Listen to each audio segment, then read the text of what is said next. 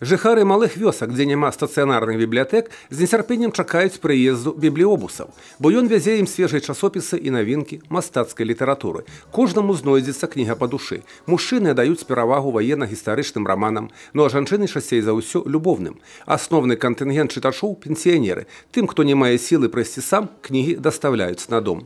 Я считаю, надо, так как мы ж все ж таки, люди живут здесь, они тоже же интересуются. И книги читают, вот вы же сами в этом убедились. Ну и пришли послушать и музыку. Это обязательно, я считаю, надо поддерживать такое, продолжать. Напярэдадні дня бібліятэк разам з кнігамі бібліёбус у малыя вёскі прывёз музычны падарунак. Чытачы не толькі выбралі сабе кнігі, але і задавальненнем паслухалі народныя мелодыі ў выкананні юных гарманістаў. А ў адной з вёсак да іх далучыўся нават мясцовы баяніст. Агульнымі намаганнямі атрымаўся сапраўдны канцэрт.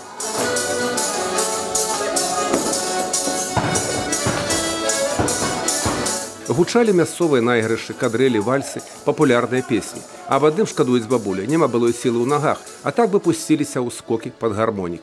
Молодые хлопцы, дай Бог им счастья, здоровья, удачи в жизни всегда, везде и всюду.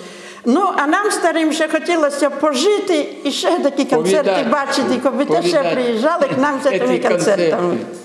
Карысць ад такіх паездак узаемная, асабліва для ўдзельнікаў ансамбля гарманістаў «Картузяне». Пад кіраўніцтвам педагога Ігора Сірынчыка яны займаюцца захаваннем і папулярызацыяй народнай музыкі. В деревеньках таких совсем мало осталось бабушек и дедушек, и для них это большой праздник, то что сегодня приехали такие ребята из образцового ансамбля гармонистов «Картузяне». Ну, взаимно мы обогащаемся. Дедушка сегодня нам поиграл мелодии свои, старые, барыню, полечку. Вот мы запомним ее и, может быть, даже и выучим. Яшчэ не раз заедзе ў вёску бібліёбус, правязе кнігі і магчымасць дакрануцца да нечага светлага і радаснага.